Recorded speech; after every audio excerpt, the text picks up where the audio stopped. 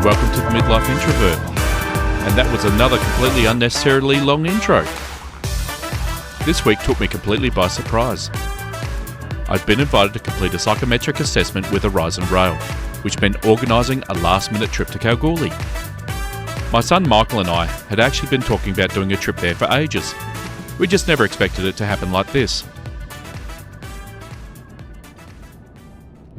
After a quick chat with my wife, it started to feel like one of those now or never moments.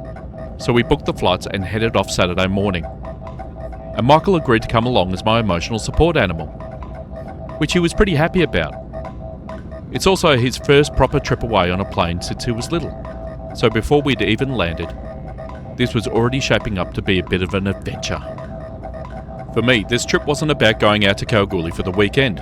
The assessment with Aurizon was part of something that I've been quietly working towards for a while now, trying to find a pathway into the rail industry. It's not always a straightforward process getting started in rail, especially later in life, so opportunities like this don't come along very often.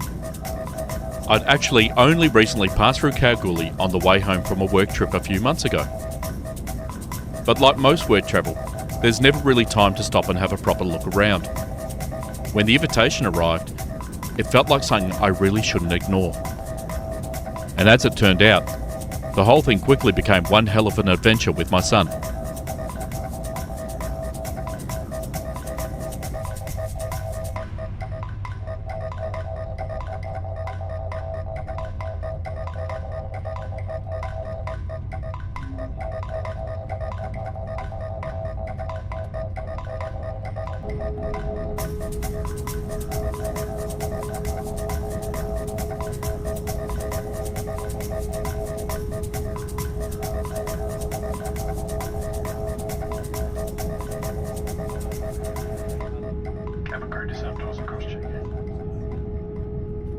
After a pretty smooth flight across the state, we touched down in Kalgoorlie early in the morning.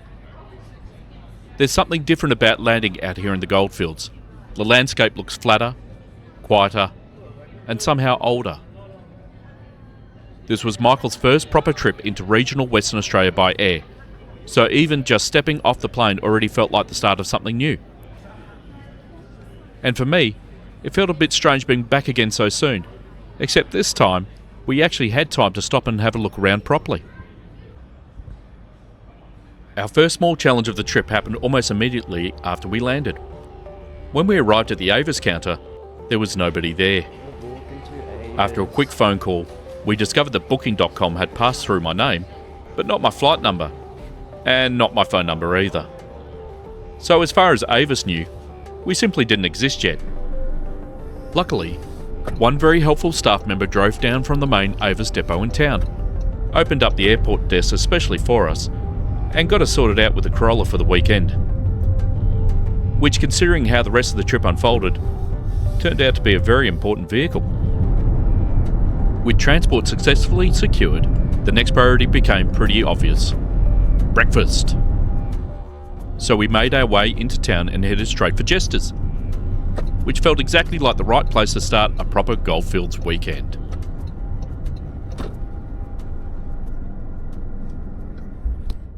Not long after that, we stopped near the Kalgoorlie War Memorial, beside the TransWA railway station. We already knew that there were ANZAC Day Services happening around town, but we weren't sure exactly when the main parade would begin. A security guard on site let us know that the dawn service had already finished earlier this morning, but the parade would start later at around 10:45, followed by the main service at 11. He suggested that while we waited, we should visit the Goldfields War Museum nearby, which turned out to be a very good recommendation. The Goldfields War Museum sits inside the historic Boulder Town Hall, and stepping inside felt like stepping into several different layers of local history all at once. One of the first displays we saw explained the difference between remembrance poppies used today. Nearby, hundreds of knitted poppies in those colours flowed down the staircase, a simple but very powerful display. Downstairs inside the building, we found what looked like an old theatre space, and that's exactly what it was. The museum sits inside the old Boulder Town Hall. Around the theatre there were displays of the Chinese community in the Goldfields, which is a really important part of Kalgoorlie's history. Chinese migrants came here during the gold rush and helped build businesses, transport, market gardens and communities across the region, despite facing a lot of prejudice and restrictions at the time. It added another layer to the story of how these towns were built and who helped build them.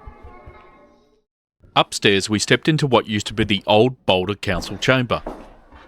Before Kalgoorlie and Boulder merged in 1989, they were actually separate rival towns, and this room was where many of Boulder's local decisions were made during the gold rush years. A lot of original layout and details are still here, which makes it feel like stepping back into another era. From the upstairs seating area, you really get a sense of how grand this place must have felt when it first opened. During the gold boom years, towns like Boulder built places like this as a sign of confidence and growth.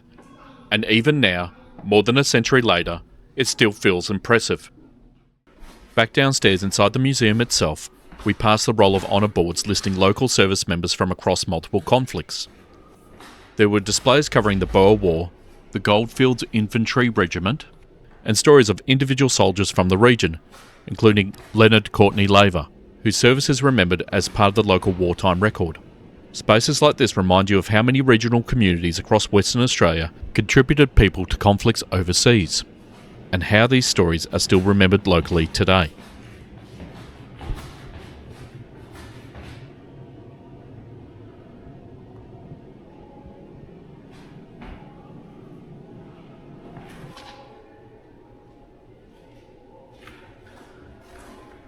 Standing on the stage at the back of the theatre, it was easy to imagine what this space must have looked like during its early years, filled with people from across Boulder and Kalgoorlie, gathering for events, performances and ceremonies.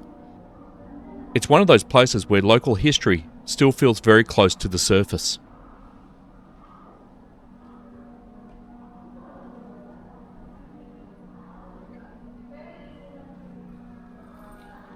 After leaving the War Museum, we still had some time before the ANZAC parade was due to start back near the station, so we took a walk around the old Boulder railway station precinct.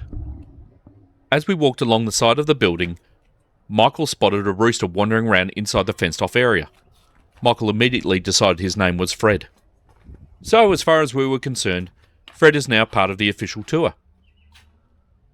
This building is one of the surviving pieces of the old Golden Mile Loop Line Railway, a line that once connected Kalgoorlie, Boulder, and the surrounding mining areas. These days, the building has taken on a very different role. It is now home to the Goldfields Aboriginal Language Centre, which works with local language groups to preserve and share First Nations languages from across the goldfields. That explains the illustrated panels across the windows. At first glance, they look almost like comics, but they are actually language learning displays, showing Goldfields Aboriginal words, place directions, local stories, and everyday language. Back in the gold rush years, this wasn't supposed to be a passenger stop.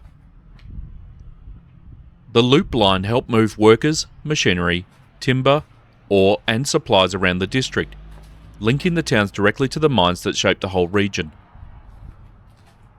Then we noticed something very human sitting on one of the old window ledges. A pile of bread with a handwritten sign saying, "Free bread." We left it there. Someone probably needed it more than we did. Boulder Railway Station is now heritage listed, and is the only original station from that loop line still standing.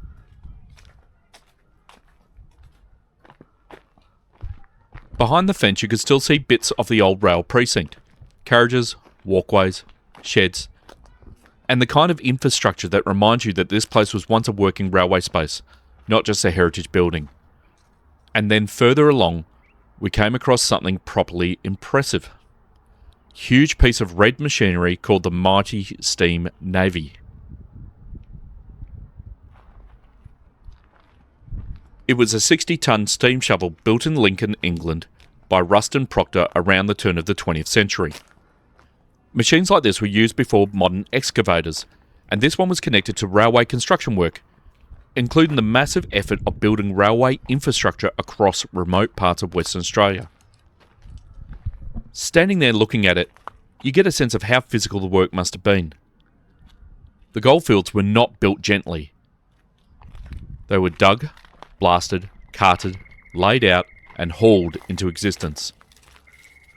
And after that little detour through rail history, language, free bread, and Fred the Rooster, it was time to head back towards the station forecourt.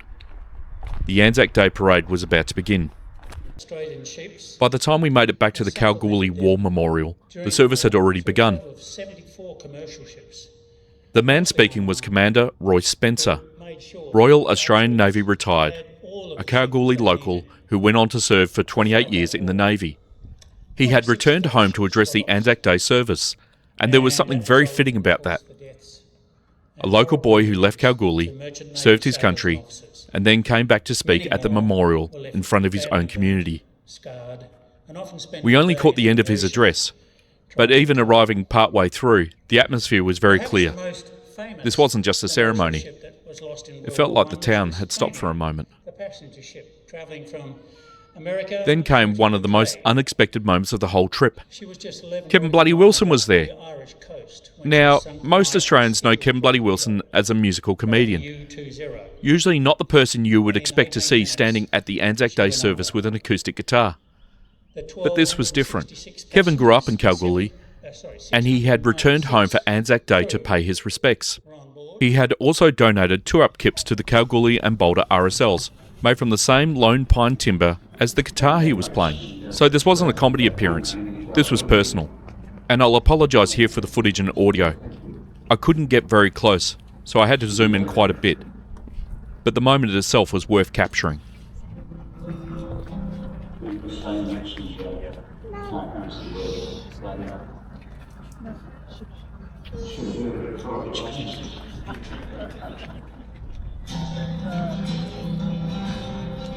This is a song that's written by Boulder.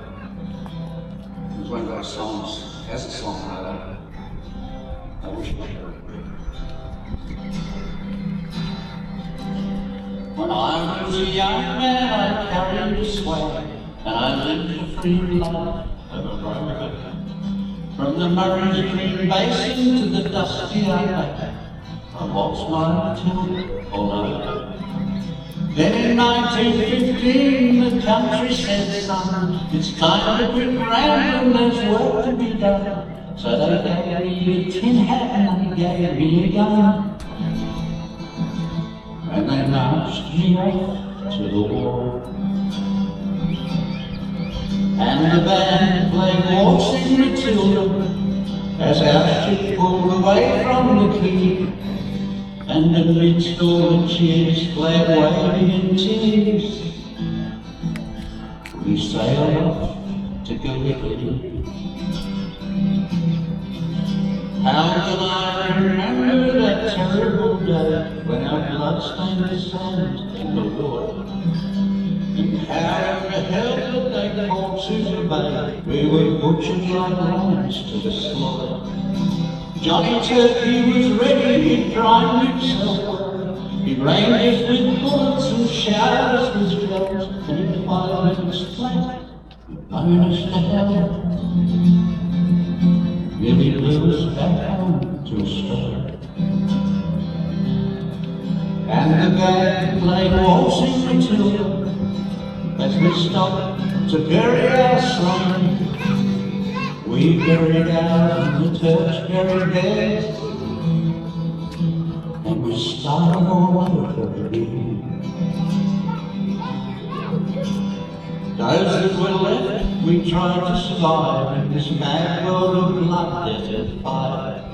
And for 10 weary weeks I kept myself alive, while the corpses around me piled high.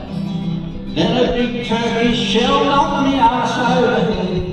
And when I awoke in me hospital bed, I saw what had been done, and I wished I was dead. Never knew there were worse things than die. So no more I'll go waltzing Matilda, all around me bush far and near, to hunt, tent and peg, a man needs both legs. No more waltzing Matilda for me. They gathered the wounded, the crippled and maimed, and they shipped us back to a stag. The armless, the legless, the blind and insane, these proud women heroes of Sicily. And when our ship pulled into circular quay, I looked at the place where the legs used to be, and thank Christ there was nobody waiting for me. To grieve into mourning into pity. And the band played more singing too, as they carried us down the bend way. But nobody cheered, they just stood there instead. And they turned all their faces away. Now every April I sit on my porch and I watch the parade pass before me. I see the old comrades, how proud they march, reliving old dreams and past glories. And the old men march slowly, their bones stiff and sore, tired old heroes from the forgotten war. And the young people ask, what are they marching for? And I ask myself the same question. And the band plays waltzing Matilda, and the old ends have answered it for. Because after all of these years, they've always defeated. Now there's none of them left anymore. I'd like you to help me sing this next part. Just remember it's for our kids.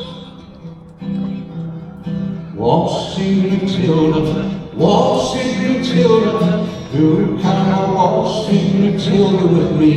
And they sang as they sang, and kept the really on. Who come a waltzing Matilda with me? Let's do that. Waltzing Matilda, waltzing Matilda, you come a waltzing Matilda with me. And they just make birds with eyes bright at the dawn. You come a waltzing Matilda with me. That performance honestly caught me off guard. I've known Kevin Bloody Wilson mostly as a comedian and songwriter, so seeing him in that setting, serious, respectful, and clearly connected to the town, was incredibly powerful. At the end of the service, the cadets and service representatives marched off from the memorial. There's always something grounding about seeing the people involved in ANZAC Day commemorations. It reminds you that remembrance isn't just about looking back. It's also about passing those stories forward.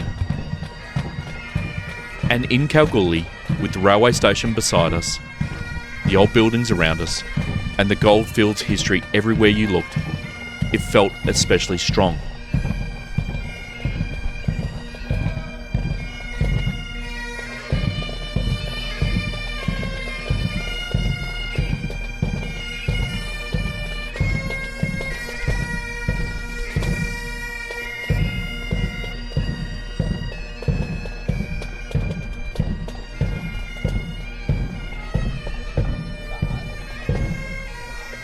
After the service, Kevin had time for a quick handshake and a hello.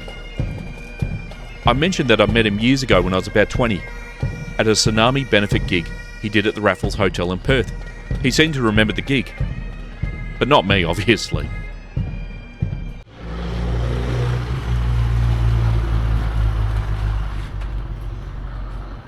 Our next stop was the Museum of the Goldfields.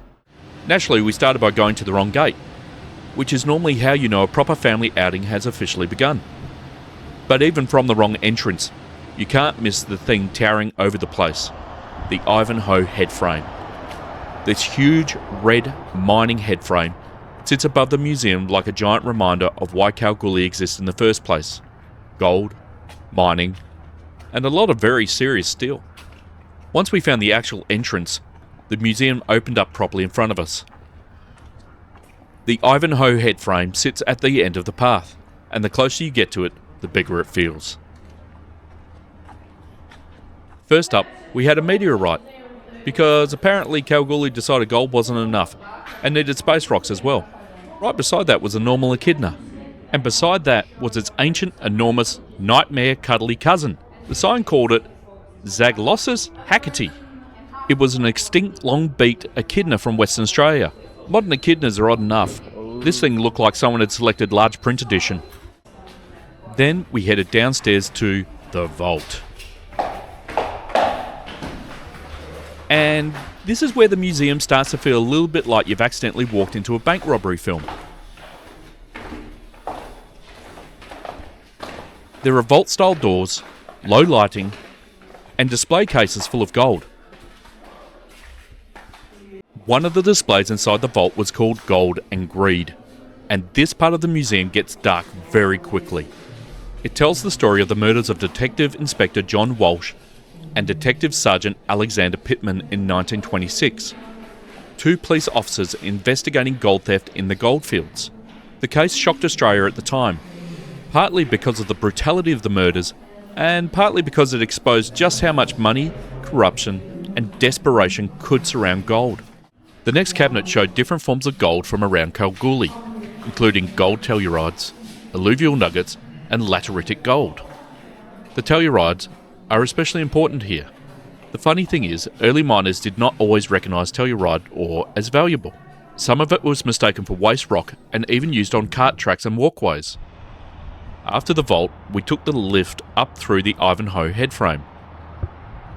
Not many museums let you go from gold bars in the basement to a mining tower above the town, but this one does. From the top, Kalgoorlie opens up around you. Brick buildings, wide streets, red dirt, mine infrastructure, and a lot of sky. The view makes this town's purpose pretty obvious. Gold brought people here, and standing up there, you can still see why both still matter to Kalgoorlie today. Up on the next level, the museum shifted into the harder side of Goldfields life, the mining work itself. One of the first things we noticed was an old leather mining helmet with metal eyepieces on the front. I'm sure it had a practical purpose at the time, but today it looks like something from a very concerning basement. The displays explained how difficult mining out here really was. Unlike other goldfields, there weren't that many rivers or creeks, so miners had to work with dry ground, dust, heat, and very limited water. Before the pipeline arrived, water out here wasn't just useful, it was survival. The next section of the museum moved into Aboriginal missions and settlements, and a much harder side of the goldfield story. There were cultural objects, carvings, and tools on display, including a carved rabbit that really stood out to me.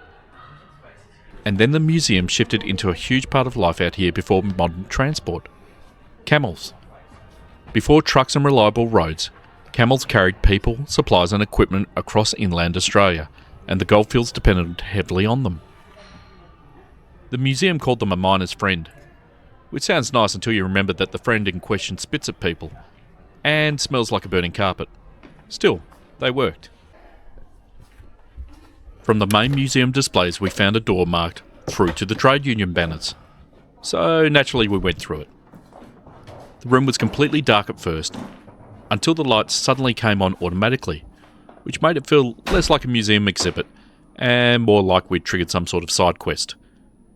Inside were historic Union banners from the goldfields, tied to the working life of the town. Because Kalgoorlie wasn't just built on gold and machinery, it was built on workers, hard conditions, and people fighting for a fair deal.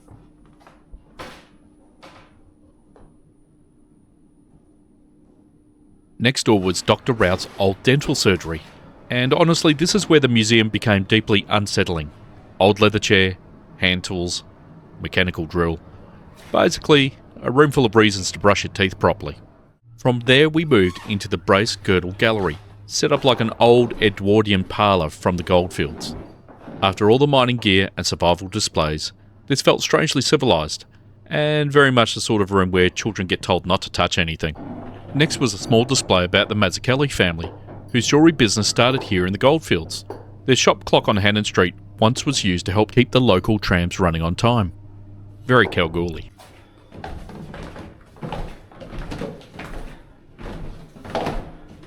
We briefly stepped inside the old Kalgoorlie side office room. There's not much to explain here. Timber floors, heavy furniture, big table, serious chairs. It has that very Pacific look of a room where someone once made decisions that probably cost other people a lot of money. Then we moved through into the D. Bernals building display. Claude D. Bernals was a mining entrepreneur who made his fortune on the Kalgoorlie Boulder goldfields. And you can tell straight away this is the money end of the museum. Dark timber panelling, polished boardroom table, maroon carpet, glass cabinets, old documents, and a clock that looks like it has judged several generations of employees. The display calls him the man with the Midas touch, which is a fairly bold thing to put on the wall. But compared with the mining gear, camel displays, and the old cottages, this room shows the other side of the goldfield story, not the people digging for gold, the people making deals from it. Out in the courtyard, we moved into the miner's cottage dating from around 1933. After the polished timber and boardroom displays inside, this was a pretty sharp change. This was the ordinary side of Goldfields life. Small rooms, simple furniture, basic beds, a fireplace, a radio, and a house where a family would have had to have made every bit of space count. There's nothing grand about it, but that's why it works. It shows the gap between the people making money from the goldfields and the people living close to the ground, doing the work, raising kids, and getting through the day. And out the back was the outdoor dunny. Roped off, thankfully. A small but important reminder that not every part of history needs to be interactive. Nearby was the Woodline office. And inside it was very simple. Timber floors, shelves, a desk and a fireplace. The Woodlines were once a major part of life out here, supplying huge amounts of timber to support the mines and growing towns across the goldfields. So this little office really fits the working side of this museum. Nothing fancy, just practical people doing practical work. Next we have the Golden Mile and Murchison Timber Supply Building. This is tied back into the woodland story again, because timber was needed everywhere out here. Mining, buildings, fuel, and keeping the goldfields running. Inside it was a very plain working office. Desk, typewriter, phone, tools, safe, and a big industrial looking lamp sitting near the wall. No polished corporate office here, just a small working room where somebody probably spent half the day organising timber orders and the other half arguing about them. Next we wandered into the old West Australian Bank building. The sign outside says this was a replica of the Broad Arrow branch, donated by Westpac for Kalgoorlie Boulder's centenary. Inside, it still has that proper old bank feel. Wooden floors, timber panelling, telewindows, and a large black safe sitting up the back, looking like it weighs more than my house. It is a small space, but you can imagine it being a pretty serious little room when the goldfields were first booming. Money, gold, ledgers, paperwork, and someone behind that teller window trying very hard not to look robbable. Back inside, we passed through a quick wildlife display showing animals from the local goldfields habitats. Lots of birds, a few reptiles, and one snake, just to make sure nobody got too relaxed. As we were leaving, we passed through one final section focused on Aboriginal stories and artwork from the goldfields. It was done really well, but it didn't feel right to film in it, so we left that part off camera. And with that, we were done at the museum. Next stop, the Super Pit.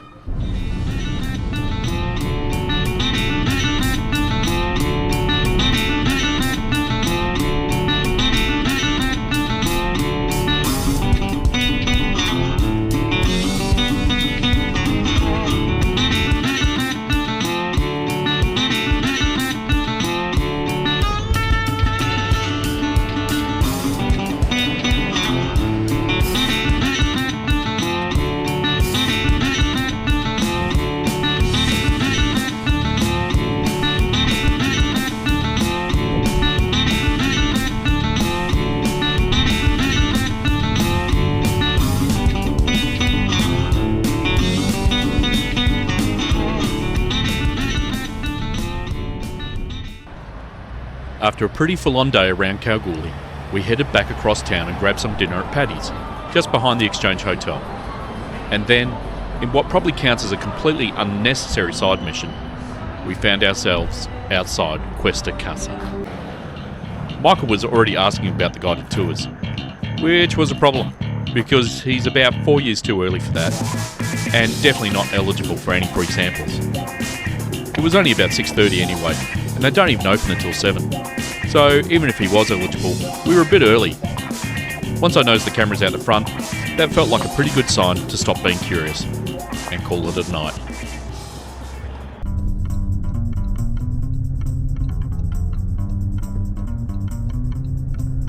After a pretty rough night's sleep, we headed out to Hannans North Tourist Mine. I had a psychometric test with Aurizon the next day, so a good night's sleep probably would have helped. So I'd like to thank the local footy club for the non-stop doof doof soundtrack all night. Much appreciated. Hannans North is basically an open-air look at Kalgoorlie's mining history, with everything from early gold rush techniques through to the sort of machinery that makes you feel very, very small. Right at the entrance, you're greeted with some serious gear, including massive haul trucks and loaders that give you a bit of perspective on how big modern mining actually is.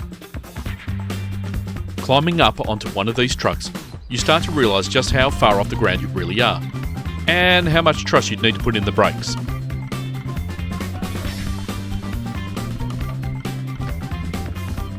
From up here, looking back across the site, it really does feel like a different scale of world. Further in, there's a section set up for gold panning, with running water, trays, little maps, and instructions on how to actually do it properly. There's a bit more technique to it than you'd think, slowly working the pan, letting the lighter material wash away, hoping something heavier stays behind.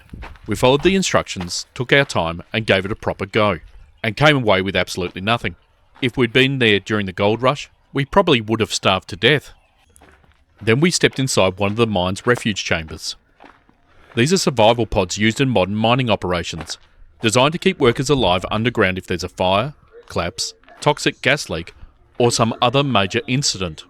Inside are air systems, emergency supplies, communications equipment, and enough resources to shelter people while rescue crews work to reach them.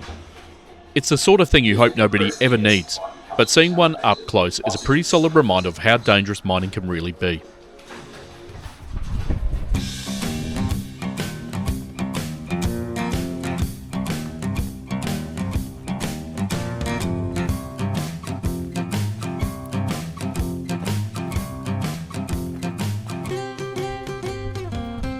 Up next, we wandered into the old Tuup Ring and Workshop area. Tuup has a long history in mining towns and military culture across Australia, especially around ANZAC Day. Although these days, legal games are usually restricted to certain events and locations. Apparently there's a legal Tuup Ring operating somewhere around Kalgoorlie, but we weren't too sure what was running, and I wasn't entirely sure how legal it would be to take a 14-year-old gambling. Inside the shed were huge old machines, metalworking equipment and lathes from the Goldfields mining days, including what was described as one of the biggest lathes on the Golden Mile. Everything in here feels oversized, heavy, and built to survive punishment. We then made our way over to the old gold pour building, where a demonstration pour was scheduled for later that morning. Out the front were old furnaces, moulds and casting equipment, the sort of gear that turns mining into actual gold bars. We had a quick look inside before moving on for a bit, and planned to come back once the pour started. Inside next to the pour room was a small display with more information about the goldfields and the mining process. Just a quick little exhibition space, but it helped tie the machinery, history and gold production side of the site together. Further along, we ended up in an area called the Loco Shed. Ironically, there weren't actually any locomotives in there. There was a narrow gauge rail, old mining carts, maintenance vehicles, tractors and machinery scattered throughout the shed, including a very large yellow Caterpillar vehicle sitting down the far end.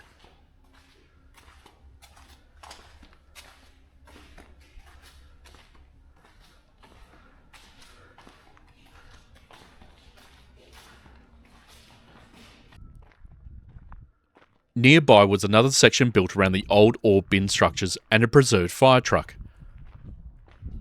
A big red thing sitting inside the shed, still looking ready to roll out in an emergency somewhere in the goldfields. A lot of this place has that feeling actually.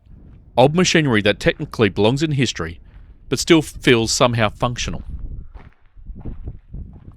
Like most of the site, it feels less like a polished museum and more like somebody paused a working mining operation and walked away.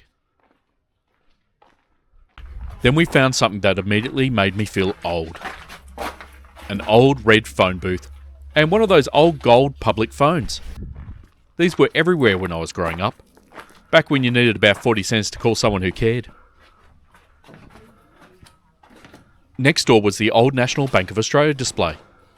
Mesh teller windows, scales, licensed gold buyer signs, and one extremely unsettling mannequin sitting behind the counter. Eventually we made our way back to the gold port building. The old fellow behind the gate was getting suited up in full protective gear ready for the demonstration. And honestly, after walking around all morning looking at old machinery, mines and gold history, watching actual molten metal get poured felt like the perfect way to finish the visit.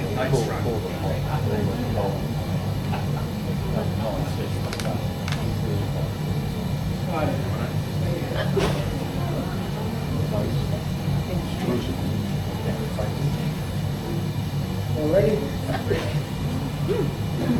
Never keep the cameras up.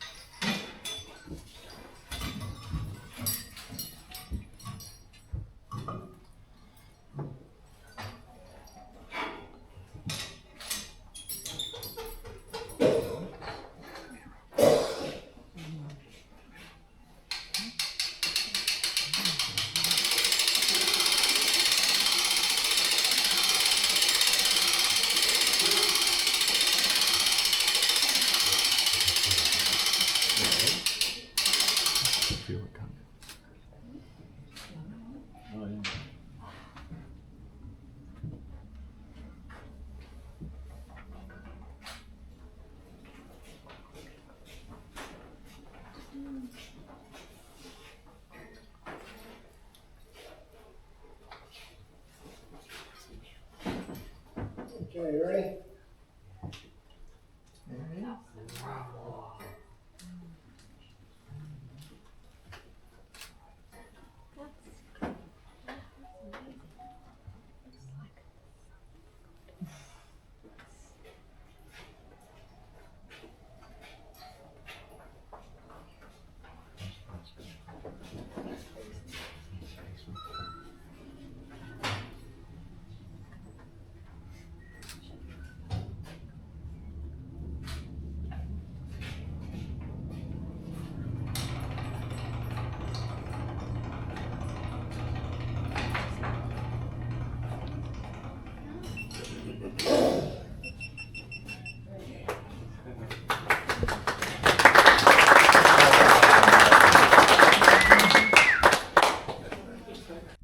As much as I could have stayed there longer, we eventually decided to head off for lunch.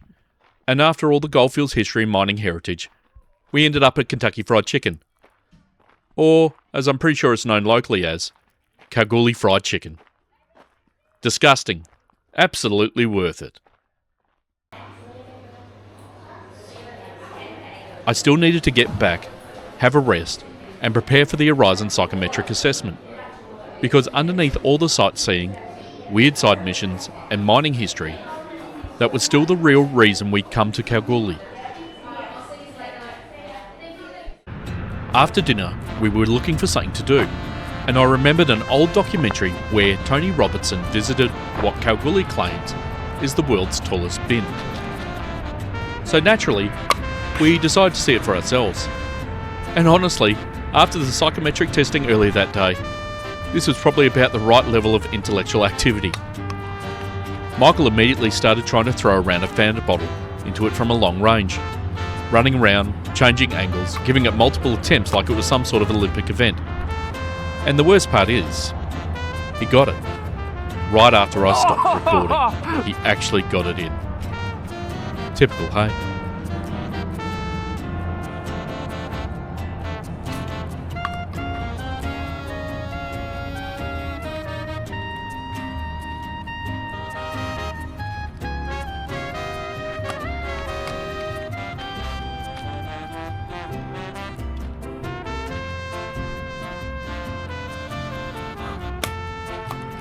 Right, one more. While Michael was still throwing rocks and bottles into the giant bin, a couple nearby noticed what we were doing and started joining in.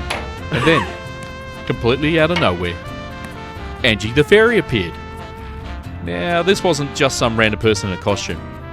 Angie is pretty well known around Kalgoorlie for community events, performances, and face painting, which somehow made the whole situation even stranger. One minute we were standing around throwing rubbish at a giant bin, and the next minute we were chatting with a local fairy at sunset in Kalgoorlie. Honestly, that pretty much sums up this trip. Before calling it a night, we decided on one final stop, Mount Charlotte Reservoir.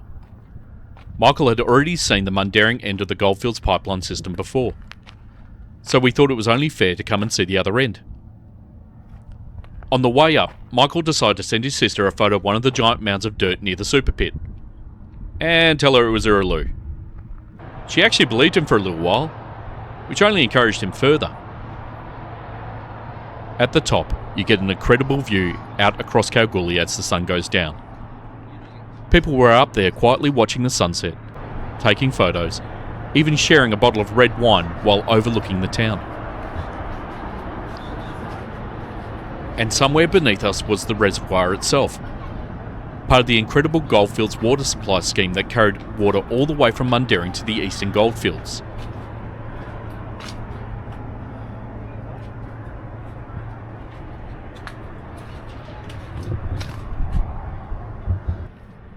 Down near the lower section we found exposed pipework, valves, and a small services building covered in local artwork and murals. It was quiet, slightly eerie, and actually a really nice way to finish the day.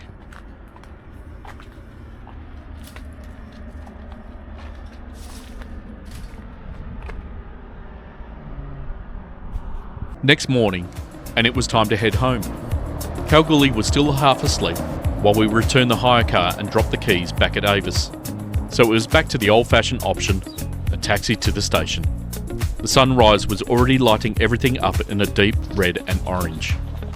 Honestly, it was a pretty good send-off. Staff were already loading luggage onto the Prospector while the train sat there idling on the platform. You could hear the low rumble of the engines before you even walked up. Standing there looking at the Prospector was a strange feeling for me personally. When I was growing up as a kid in Swan View, the original Prospector used to thunder past near our house. Back then it was just another train. I didn't really think about it too much. Funny how things come back around. Before boarding, I had a quick chat with the driver and mentioned the Aurizon assessment that I did. I asked him honestly, if an opportunity came up in this industry, should I take it? He told me if he didn't love the railway, he wouldn't have stayed there 53 years. He started out as a West Rail apprentice and eventually ended up driving the Prospector. And honestly, that conversation stayed with me. And then we were rolling out of Kalgoorlie, past the yards, mine infrastructure, and eventually out into the long open stretches again. The safety video kicked on inside the train, which I always ended up watching for some reason.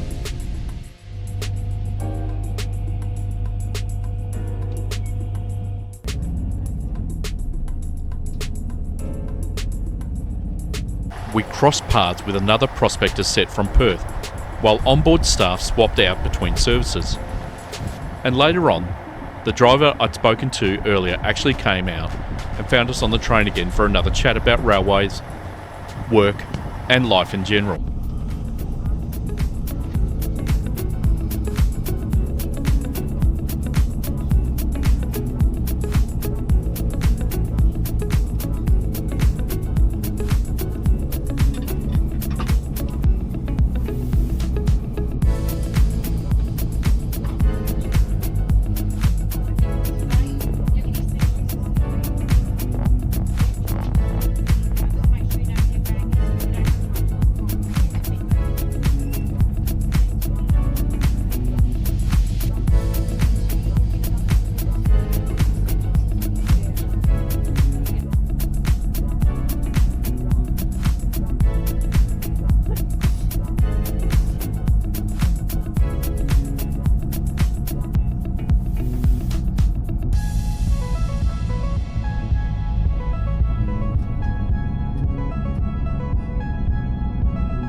We're coming back into Midland now, passing the Alstom yards on our right.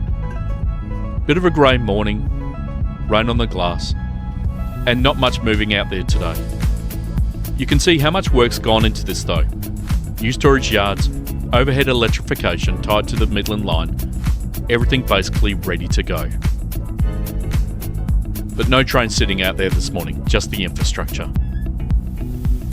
But this is where the new C-Series fleet has been coming together, and where the new Australin set has been going through its commissioning as well. And as we rolled into Midland, the only other movement out there was an old A-Series set waiting across the platform. We're not at the end yet though, just one more stretch left.